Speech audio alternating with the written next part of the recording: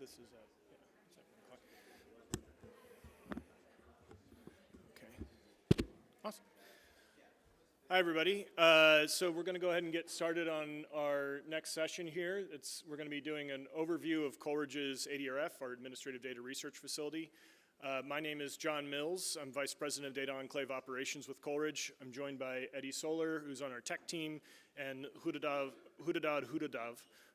who is basically one of our major super users. He's with Rutgers University. I think you're like user number 2 at this point. So he's going to be able to provide a perspective from individuals who are actually using the ADRF and what it has allowed them to do. So let's go ahead and get into it. So in this talk, we're going to be walking through, first off, the opportunities, kind of why we're here at this conference, but also the challenges that we face in leveraging and creating systems that take advantage of all the administrative data that we get to work with. I'll talk about, just briefly, the core features of data infrastructure, and then get into how the ADRF addresses those challenges and how it implements some of those that infrastructure. And then this is all really about not the ADRF, but what can be done with these data when you have a system that allows you access to the secure data to be able to do the work. And we'll talk about some of the work that's been coming out of the ADRF. So starting with challenges and opportunities. I think we all know that we don't live in the world where data, we no longer deal with a is there data issue. It's actually about we're constantly dealing with the existence of silos, access to that data, confusion around the data. So this image is meant to show that basically think of a night sky, and there are all those little blinking lights are basically representing different individual data assets that could be out there. But for the most part, you're not seeing a lot of connections between them. Now, granted, people have been obviously doing a lot of work, a lot of the people in this room and at this conference, in trying to work and push what you can get when you link these data, but still, data exists, silos persist. So what's driving that? Why is data sharing still so hard? One, the nature of the data. A lot of the time, what we're talking about here are sensitive data, data that have PII, data on sensitive issues, K-12 data, et cetera. So these are data that must be obviously protected. You often bump into issues with data governance, legal issues. So basically, the rules around who can access the data, and that is always hard if you're talking to a person who is more coming from the only trying to minimize risk. It's just easier to minimize risk by not making the data available. Fragmentation within systems is a problem, and then a big one is the risk utilization trade-off. So the more that we make these data available for use, the more that you can get out of them, the more that you can learn, the more you can learn about the data itself. We heard this earlier today. The best way to understand and help mitigate issues like resolving duplicates is actually going into a different data source and connecting it and seeing, does this make sense?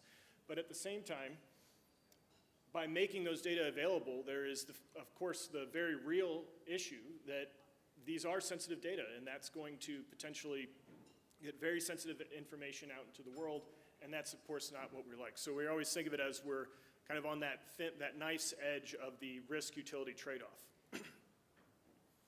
Let's get into the opportunity here. And so I had that earlier image of a night sky, but now we have more of like constellations. And this is the land that we're living in now, where you're seeing more of the linkages that are getting created across data assets. But what's at stake here is if we continue to live in a system with these silos, is you're missing out on what you've already started to hear about, and what a lot of the great work that's going to be presented at this conference is on, is just the insights that individual agencies can get from linking to other agencies' data.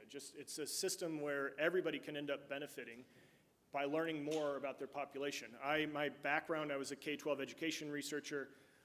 I was so excited to get access to one state's K-12 education data, and all I could do was basically look at the impact of a program as an outcome measure with graduation. And so obviously there's a lot more that you would like to look at if you're thinking about the impact of a tutoring program, et cetera. Did they go to college? What were their workforce outcomes? So initially I was just limited to graduation. Even if I could get across those barriers, I still dealt with the issue of people leaving the state. And so you might have 20% of your sample, right, just have missing data that you have no answer to. So again, there's so much that you can learn by linking these data. In addition, once you have those data infrastructures built, and I highly encourage you, I believe you've heard Robert already from Arkansas, but what they've been able to put together for a data model is just fantastic. They're able to answer questions quickly and also have the longer run projects to kind of drive something more like the research efforts that Raid was talking about earlier today. And so that's what we're missing if we don't have systems that allow for the hosting of these sensitive data, but in a way that they can be used. And let's now start talking about like what are the core building blocks of successful data infrastructure. So you want to think of it as that there are platforms, linkages, and access. The platforms, you're looking for a platform that is secure, scalable, and it's going to support also the needs we often we're dealing with data providers. So of course it's about the users, but the data providers need to report on how the system is being used. Not only do they need to do their jobs, that also is going to help them create buy-in from more of the administration. So you need to have a platform that is going to actually help with that feature. Linkages, I mean, again, the whole mission of Coleridge is about trying to drive and empower agencies to better use their administrative data to answer their questions. The core of that is not only the administrative data, but just the linkages across systems, and that opens so many more opportunities for what you can answer. And then access. You need to have a system that has controls that enable the data governance rules of the data providers, where the data providers have eyes on and that sign off on what is happening. If instead I think of all of this effort is really trying to build trust and to maintain trust. And you need to have a system that allows for the data providers to actually know who is having access to the system, what is coming out of that system, and let's get into how Coleridge approaches this. So at Coleridge, this is a slide that you would see all the time, or if you go on our website, but the ADRF is based off the 5 safe security framework. So it's safe projects, people, data, settings, and exports. The idea of safe projects and people is that only agency-approved projects get access to the data. Only people, or the people themselves, the users, have to be approved to do that work. The settings, using secure methods, we're a FedRAMP moderate facility, but basically having the security controls in place so to avoid disclosures and spillages getting out. Safe data is not only do we have secure transfer mechanisms, but also secure management when it's within the system. And then exports is a huge thing. I like to think of the ADRF as being an air-gapped environment in the sense that once you're in, an individual can't pull information out on their own from the system. Anything that's coming out of the ADRF has to go through an export review, a disclosure, to basically identify if there are any potential disclosures. And I'm going to walk through how we approach that at Coleridge. So the first thing to know is that everything is based around the idea of a project workspace. So in this image, you have the gray area, and I think of that as our data warehouse. The data warehouse is where secure data are stored, and those data are permissioned to users in that box, which I call like the project workspace office building. The blue box represents a computer lab, which is a project workspace. It's a shared environment where individuals, when they are approved to access that environment, they can go in, they have basically a workstation, they can do their work on the data, they can talk to one another in that shared environment, but they can't talk to individuals outside of that environment. And then also you'll notice that going from the gray box, the data warehouse, into that project workspace, it's a one-dimensional, or it's an arrow just pointing to the workspace. So what that represents is that you have the secure data that are hosted for an agency provider. The individuals can read that. They have read-only access to that. So that means that they can They can access those data, they can create derived data sets in their workspace, but they can't overwrite the source code or the source data when they're working. One of our key principles is project workspace isolation. So again, this is just expanding out on the image that I showed before. The white box, the big white square, we'll call that the project workspace office building. You can now see that there are multiple computer labs in that, multiple shared environments. The individuals can only access the computer lab that they are approved to. So there's a security doors on each of the computer labs. The different colors represent that you can see that we have data stored in the warehouse that are permissioned to a computer lab so that individuals can use that. So if you've got the blue circle going to the blue box, that's showing that the blue data provider's data is the only data that is in that workspace. But the big thing here is that all of those environments are isolated from one another. So individuals can only talk when they're in that shared space, but they're not able to share their project or code across environments. They're not able to create derived data sets and then just pop it into a different location. It's all isolated within the project workspace environment. Go on to next. And then on top of all this is data stewardship. We definitely like to think of this as it's a partnership between Coleridge and the data providers. And again, we want it to be transparent. We want the data providers to have full eyes on the way that the data are used. Most importantly is it is the data providers' rules of governance around the data that is getting enacted within the ADRF. So data stewards are the ones that approve individuals to access a computer lab. The access is going to be provisioned through a project workspace. So individual users don't get access to the warehouse. They get access to work on the data through that project lab or workspace. And then again, mandatory disclosure review. Nothing can come out of the ADRF unless it has undergone a disclosure review process to make sure that any of the rules around cell size requirements, et cetera, have been met before it comes out. That process is a multi-stage process for us. So if an individual is going to start, they'll initiate an export request. It'll go to the Coleridge team to do a cursory review, like a quick scan, basically identify some quick, if there are issues. If it passes that, it goes out for a comprehensive review by a data steward or an individual who has been authorized by the data provider to do a comprehensive review. These are the individuals that have the content knowledge of the data. They're going to know, we've had situations where someone's not only just producing slides, but hey, I would like to submit my entire dissertation out. If you're reading through 50 lines of, or 50 pages of a paper, you need to have the content knowledge to actually be able to determine, is there a disclosure that is happening, right? And so the comprehensive review is basically saying, let's put that in the hands of the people that have that content knowledge. If at any point, so the review cannot go to the comprehensive if it fails the cursory review. It gets kicked back to the user and they'll get notified about why. Same thing on the comprehensive review. It's only once it's undergone those 2 stages of review that an export could be available to users for download. And if you're actually interested in how this actually works, I'm going to be doing a demo in the next session that's going to go through the ADRF's export module. So you'll actually get to see what the module looks like and how that process works out.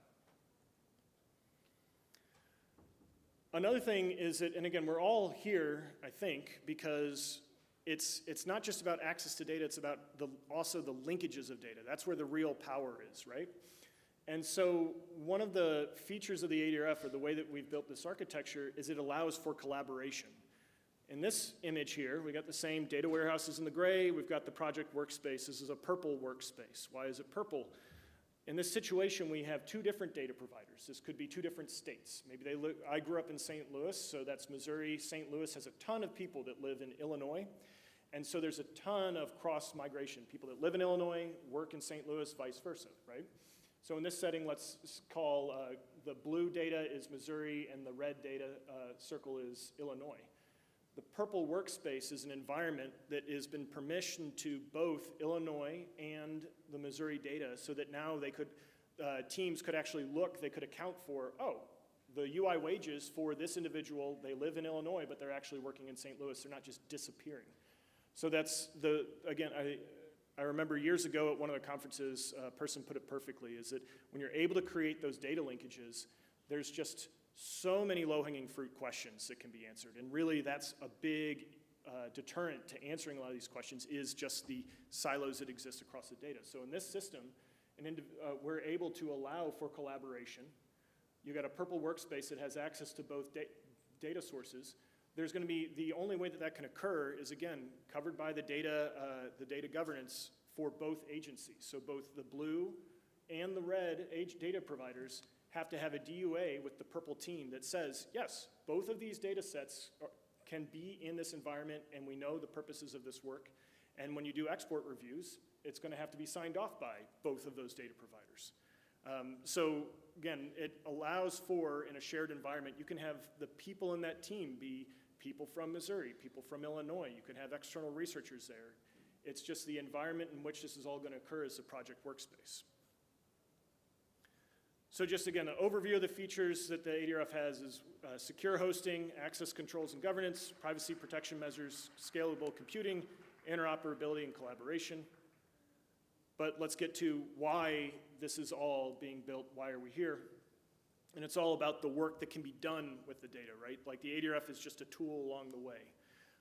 So once you're able to have a secure system where you can host these data and a secure system where you can allow for linkages across data environments, you can start to answer questions like education to employment pathways. So how are actually creating those linkages, like what I would have loved to have been able to do as a researcher is actually look at K-12 connected to post-sec, connected to workforce. You can do that across states so that you can address things like I studied brain drain. Do individuals who go to college in one state, do they just leave the state? Now you could actually look and see what are you can actually track the wage outcomes if that environment exists. A great example of this is the multi-state post-secondary report, which Kentucky Stats has created. It's a partnership with Kentucky, Tennessee, Ohio, New Jersey, Virginia, and Rhode Island. And basically they've created an environment where they can look at cross-state migrations of individuals that go to one university and go to another state. And actually the origins of that project was basically that Kentucky institutions were required to report on those cross-state, basically what their individuals are doing, the graduates were doing. And Kentucky, I don't know if you guys know, but basically along the Kentucky River, the border is just a big long river, and a ton of people go and work in Ohio. And then now they could actually answer that question. And then Ohio gained by basically having the version of reciprocity to be able to look at what happens for people that graduate from Ohio and go to Kentucky. Also, like another thing that you have available is the ability to create informative visuals. I really appreciated Raid's comment on dashboards, great, but when you are a person who is working within an agency, being able to pull up a dashboard and being able to have that dashboard have the ability to drill down into content, to be able to show dynamics, that can be very important, especially if you're trying to talk to a policymaker, give them something quick. And so this image that's up here is one of the dashboards that came out of Illinois. This is the unemployment to reemployment portal. It was in part basically motivated by using UI wage data to try and get a better sense of unemployment rates, and also just when COVID hit, basically, and there were challenges with data access, they were able to continue providing statistics using their own data as opposed to just having to rely on federal outcomes. So I also want to, here, this is really about enabling, I don't need to talk as much. I want to hand it over to Khudodod to talk about, as a user, what have you been able to do in your time in the ADRF? Hi, can you hear me? Great, thank you. So I am, so my name is like Khudodod. So I am from, I work with at Heldrick Center for Workforce Development at Rutgers University, and specifically the New Jersey statewide data system. I am a big fan of ADRF.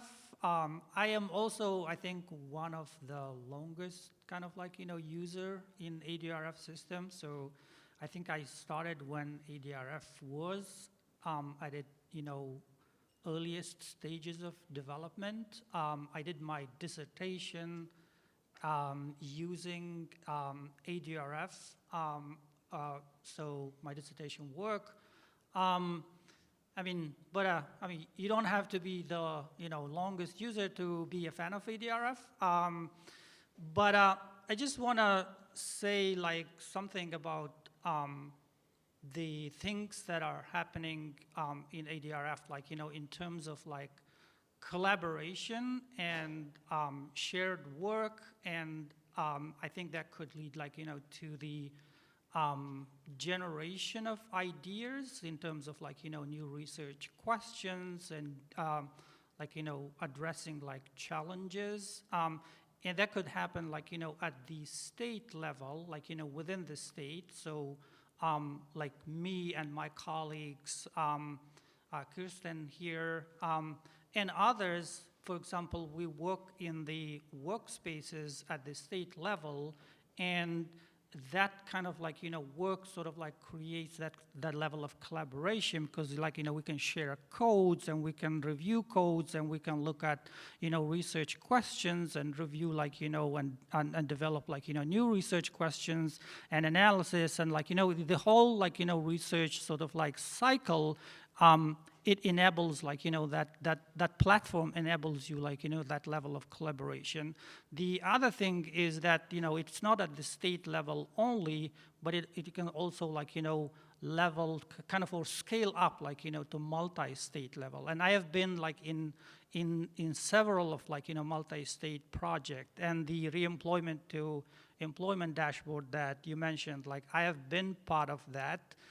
We try to leverage like that work to sort of like implement it like at the state level.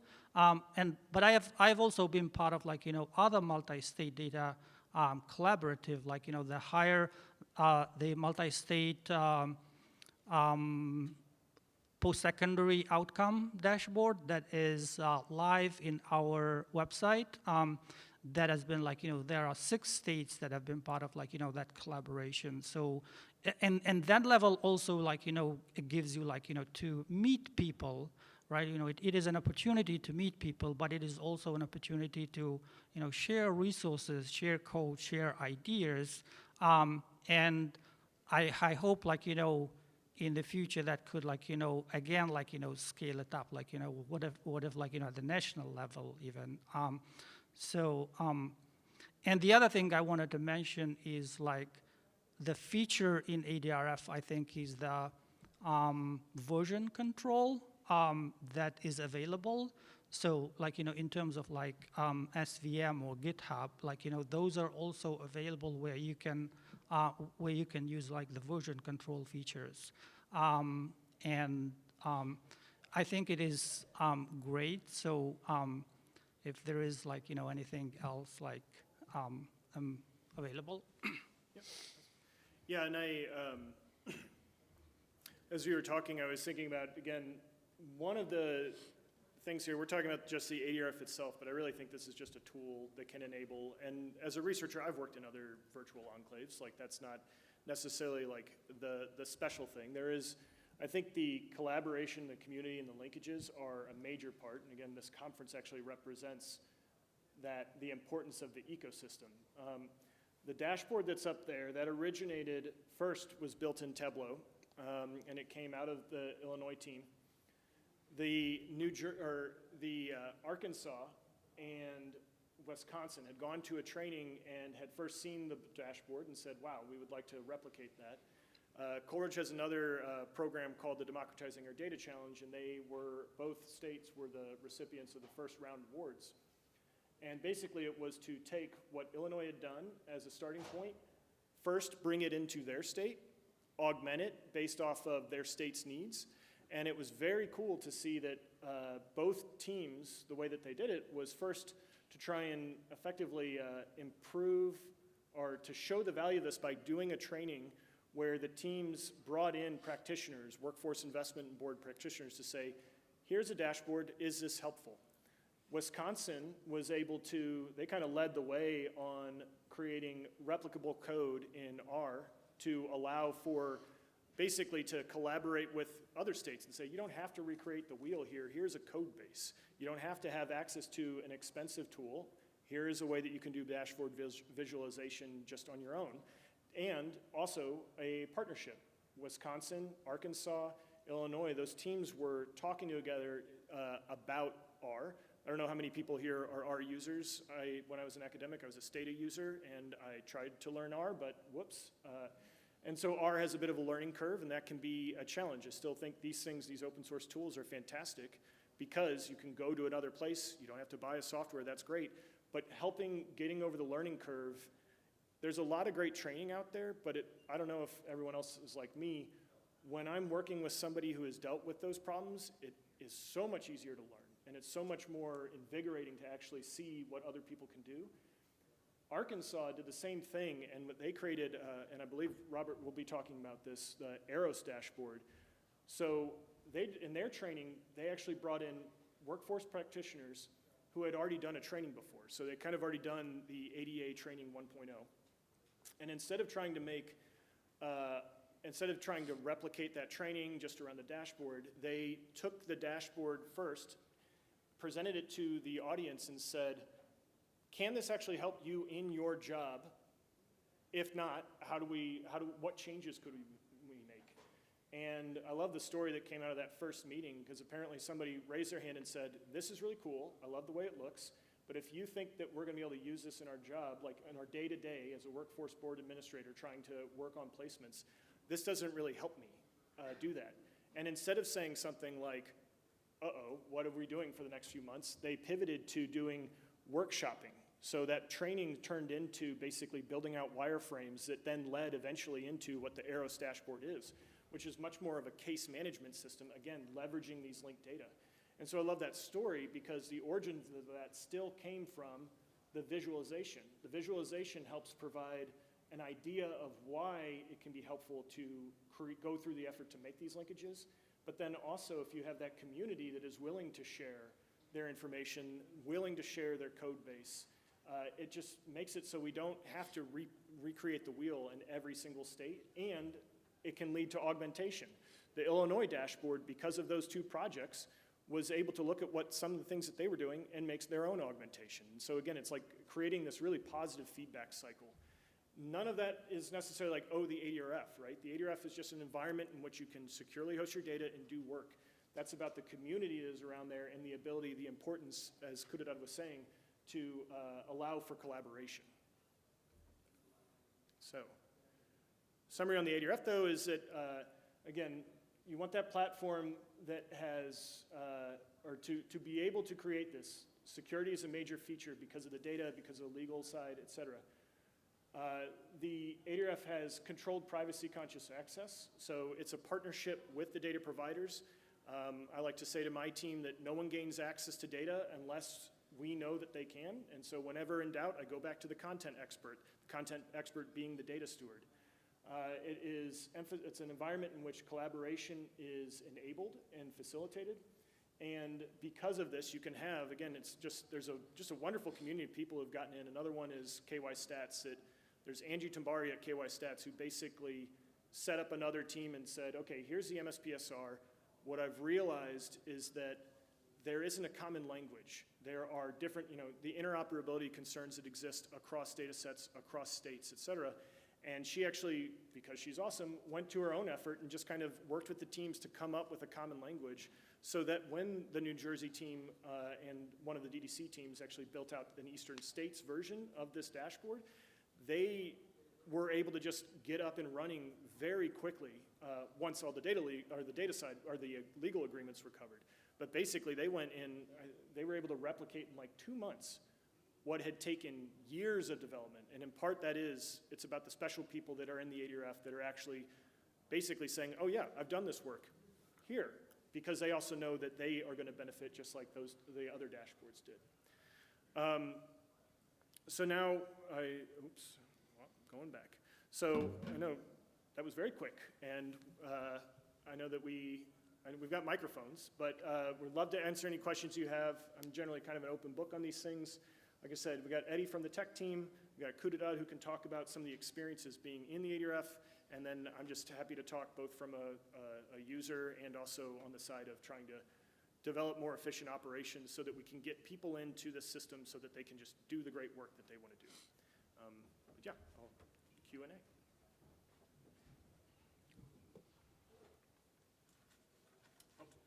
So where can you set up an ADRF workroom? And is it an actual physical place so you can't work from home, you have to work there? No, so the ADRF is a cloud, well, I guess I don't need to state. Yeah, ADRF, it's a cloud facility, so no, you can work from home. There are requirements on like the connections, right? So use a secure connection. We have geofencing employed, so it's within the US, but that is also in part that's part of our FedRAMP protocols, but also the data providers requirements. But yeah, I've seen, so I came in as I had worked if people are familiar with NCS's restricted use data, again, I'm an education person. Sorry. I'm an education person. I worked with NCS's restricted use data system, and so I was a security officer at a cold room. The way that we would get data is disks would be sent to us. My students would ask me questions, and I would say, I'm not sure what's in the documentation. Like which weight should I use? I know I need to use a weight. Which one? Be like, check the documentation. There's 20 weights. Well, I hope somebody wrote up a paper that said this is the weight you should use. When I first started at Coleridge, we had started a pilot with NCS, and we brought in those restricted use data to be able to provide remote access to teams. And I've worked with teams that are at an institution, they've got a postdoc that goes somewhere else. They no longer have to shut down that project that they were working on because they can take it. They can still be on that license, provided that the NCS still approves it, they're on the license, and the research team, like everything is in agreement. But yeah, so it's not a cloud, or it's all in the cloud. It's not a brick and mortar facility. Sorry. I'm curious to know what states are participating in the ADRF, what state data is available, and who are the users? Who is using it? Oh, yeah. So, Sorry. well, I can summarize it so the question is, what states are in the ADRF, or participating in the ADRF, and who are the users of? So the states, we have getting close to, I think, 20 different states. So I always like to point back to the multi-state post-secondary report because, one, it's an external-facing report. You can actually see the different states that contribute, and I had walked through those. There's a number of other states. We have some on the East Coast, et cetera. Happy to discuss further. I mean, also, though, a big part of this is, or at least when I think about what Coleridge is that we're not a data broker. So we facilitate the relationships. When I first came to Coleridge, I had an old colleague reach out and said, oh, wow, you're at Coleridge now. How do I get access to those data? Like, how do you give me access to those data? And I said, that's not exactly what this is. I can put you in contact with the data providers, but like, it's not our data. It is the data provider's data. I can help you navigate their process, but let's create a partnership and a connection there, not just going out. The users, there's a lot of variation. So on the state side, I think that a lot of the states that we've had that have come in, you'll have agency personnel that are working because they're trying to bridge gaps within their states. They're trying to answer policymakers' questions. They're trying to create reports that could actually take advantage of the linked data assets across state lines. You have researchers. So as I said, we work with NCES, and that whole engagement is because NCS needs to make their data available to researchers to do work. So it's a lot of academic researchers, people in nonprofits that are research institutions, et cetera. So there's a lot of academic researchers in. And then there are also some practitioners that get in as well, either on a project team to help inform what's going on. Really, the key on our side is making sure the data agreement is in place, making sure the data use agreement is in place. It's, again, no one gains access to data within the facility unless we know that they are approved by the data provider to do so. Can I add something? Like in terms of what data is there, like, so in New Jersey, for example, there are data from different agencies like the Department of Labor, Department of Education, the Office of Secretary of Higher Education, and then the financial aid data. So all of these different data sort of then provide the opportunity to link across different sectors and agencies to come up with research questions. The other thing I wanted to mention is that aside from internal use of the data by by our staff, for example, there is also an external sort of an external application system that we have. So external researchers can apply and go through that application process, and then the data is available to them as well, so that they can do their research. Yeah, and in terms of domains, it varies across the partners. I like to think of Coleridge as kind of originating out of our founder, Julia Lane, workforce. And then we have very strong partnerships with NASWA and other workforce agencies. So there's the workforce data, but then the workforce data is there to also look at questions of post-secondary into workforce and those transitions. There's a lot of different domains. Now we have workforce, post-secondary, some K-12. There's also, I really have loved what Arkansas has been doing. I live in Arkansas, but that is totally unrelated.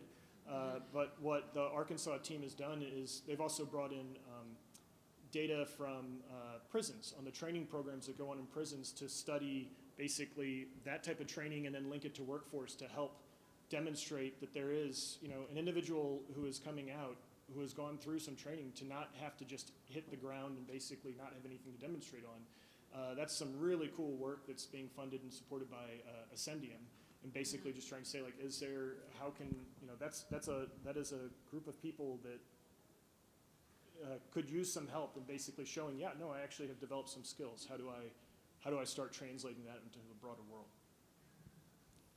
Another thing that I would like to add, and correct me if I'm wrong, but you can also sort of bring in publicly available data, we use the iPads or other publicly available data, and this is sort of good for the reason of verification purposes.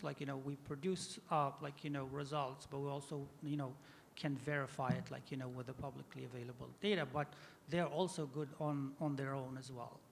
And I also want to take a second to highlight another thing is another bit of partnership. So Aaron Joyce is here, is with Multi-State Data Collaborative, MSDC, and they've created an RFI process where they've worked with states to basically identify topic areas that the state is interested in answering, so that it makes it easier for teams, researchers, et cetera, to be able to basically have a sense of, yeah, these states are actually interested in answering this. Let's facilitate a relationship so that it can make it easier to get in. Because I do think, for myself as a researcher, the data that I learned about different public data that was available to do research, and then I got access to specific microdata, which was just that was awesome to get. But I didn't realize how much of that, my knowledge of the different data sources were out there, were basically driven by me knowing, my colleagues and what they told me. It was very word of mouth, or you go to a conference and you learn some things. That's what I think is so important about the partnerships, is that they're able to facilitate those connections. And I think it's very cool when the MSDC was able to create that RFI process, because it makes it easier for researchers, not even just researchers, it makes it easier to, again, get back to, this is about enabling the use of these data to help with public decision making. That's helping to reduce the load, the search load, on what are the pressing questions of interest. And like always, there's a challenge in getting access to data, of going through all the data, the legal wrangling, let alone getting access to the data. They're working to help basically reduce some of that process, or those barriers, to be in a way that is going to benefit both their partner states and also those teams, because now you can get questions answered that you want answered, And the teams can know, oh, this actually, it is worth, like I want to go after that thing, as opposed to just, basically casting a net wide and not having a targeted approach. Yep. Yep.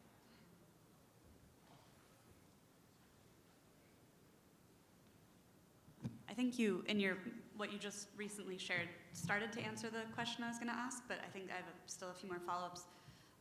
More, I think, from kind of what you described, like the relationship component, knowledge of data available. I'm curious a little bit more about how the ADRF works in facilitating those connections. I can imagine situations in which, kind of like you described, there might be entities across states or even within states that perhaps are both participating but don't have knowledge that others are, that would be able to create those linkages. And so both kind of from like the human relationship building partnership perspective of that, like how does that happen? And then also like on the data side, if, and I apologize, I missed the very beginning of the session, so maybe, kind of the more technical perspective of this was covered, but if entities are submitting things in different formats with different elements, like from a technical perspective, how are those linkages kind of made? How do you ensure that you're tracking the same individuals or the same metrics across different sources? Oh yeah, so first on the technical side, and you might need to remind me the first one because I will forget things, but, oh no, the people side, right. Actually, I'll start with the people side, again, this is what, so I think this conference represents kind of, I see Coleridge and the ADRF as just being part of a much broader ecosystem, an ecosystem that includes the data providers, but also the practitioners, and also mission-driven individuals that want to answer questions that they have not been able to answer. The philanthropic side is also a very huge part of this, right? Like getting the seed funding to actually get, I think of it a lot as like you need to have a catalyst. You need to have a data product or something that people can look at to really pull you forward. And so the philanthropic side has been very important in basically providing that seed funding to allow for that to get created that otherwise might have not existed. But again, coming back to it is like, here, take advantage while you're at the conference of meeting some of the really great partners that we have. NASWA is great. They're at that table right next to you. Like, go talk to them because they're doing a lot of the effort in building the relationships and getting people together to kind of really drive, like, it's not exactly a if you build it, they will come situation, right? There's a lot of work that has to go into the messaging around why this is important. We've seen in the last year, like the challenges that happen when federal funding goes away. And so the messaging is all the more important, but at least from my perspective, I'm very passionate about what is available in the states. And that passion in part comes as a researcher, just knowing, oh my gosh, if I can get the micro data, that's fantastic. But then also when I talk with states, I say, you have to put so much effort into knowing your data and you want to make it safe. And if you are able to get these data out to individuals like academics that are they're focused on this specific topic, they may actually help you identify some of the cleaning issues that need to happen in your data. They're focused on, their goal is the work, is their work, but in doing so, I had to resolve duplicates all the time and be like, oh, actually, I'm going to ask some questions about that. I'll ask it to the context person. One of the reasons why I came to Coleridge is because as an academic, I worked with some just fantastic colleagues, but I also worked with people that would set up relationship with the state and just say, hey, we've got an MOU. Why don't you send us your data? Get us your data. Come on. And it'd be like, they didn't want any input from the state. They just give us the data. We know what we're doing. And I was always like, why? We're on the phone with a person, one, who has a ton of other things going on, so maybe that's why it's not getting to us right now. And two, is they know more about these data than we could ever hope to know. Why would we be adversarial? Why not be collaborative here? On the technical side, so it was a question, I guess I'll focus on the answer on like the linkages, is that this is another thing that really I just felt was such an easy, elegant solution to that problem. So with most of the states, their PII we have basically a hashing application that we can share, or that we share with the partners and that they implement before they transfer data in.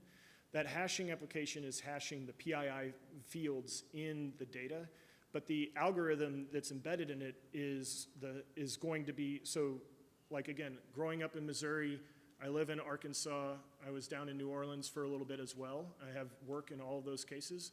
But if you run my SSN in the workforce data or in the UI wage data across those states with that application, you're going to get a hashed value that is the same. It's 65 character gobbledygook, right? You don't see my SSN anymore, but you have the same across all those data sets, which means now you can do deterministic linking there.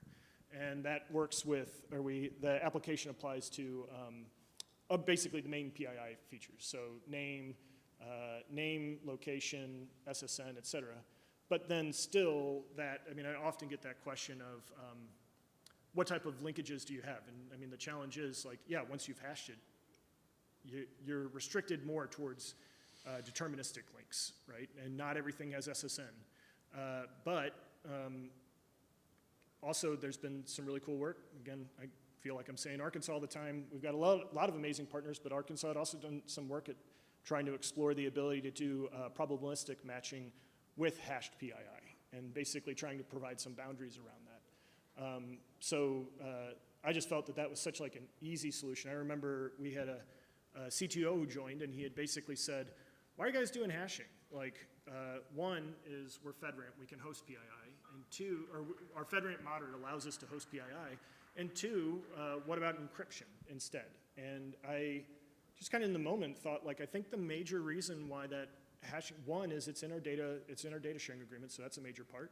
But two is I think that it's the importance of seeing the visual of SSN now is gobbledygook, and gobbledygook is what is being sent. And so coming back to the first part, I still think this is a people effort and this is a trust effort. And a lot of the trust is built in, we have our security features and all that, but a lot more of it is basically saying, give us your rules of governance, can we work with you on this? And other ways that you basically try to show, hey, we're all working together in this, and basically we're all stewards of these data, and we all are incentivized to continue making sure that we do the right practices so that these data don't go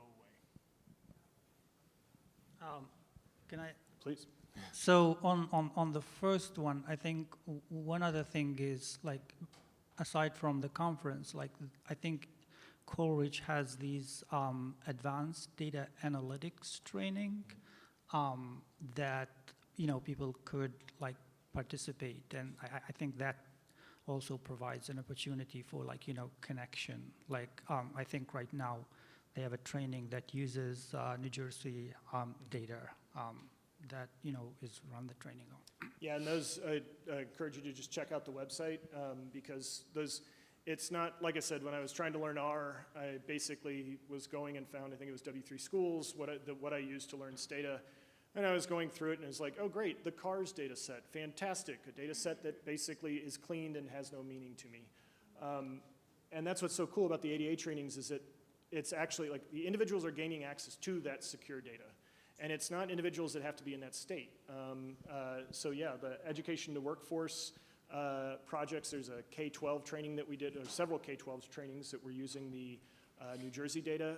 Arkansas had made, they've developed a data model linking all the data in the ADRF, and they were running trainings, and I worked with a team from Nevada that was going, so they don't have that system. It was a team that was from post-secondary and from the services sector. And so they had not actually worked together, but they were together on a team, and they were able to look at questions in the Arkansas data, and sure, it's not their data, but the struggles that you go through in working with data are the same. And then they were also able to see how they could make connections and be able to take that back to their team and say, oh, actually, yeah, maybe this can help us drive forward on this. And a lot of the people that are in this room went to trainings early on and just kind of understood. I mean, I think, again, that's a big network factor, is that people getting to meet other people in their job or in their field in a different setting, working together as a team. The ADA trainings always end with a project that the team is working on. And some of those dashboards, the MSPSR, Multi-State Post-Secondary Report out of KY Stats, that originated from training where KY Stats was working, the KY Stats team was trying to address that issue of being required to report on outcomes that their institutions could not report on, and they were able to connect with Ohio and make something that's now turned into, I think 6 state participants.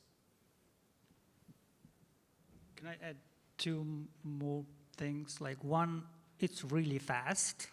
Like the performance is like amazing. And 2, there is like an amazing tech support and, from ADRF. Like if you have any issues, like I think they're really like, responsive and, able to resolve.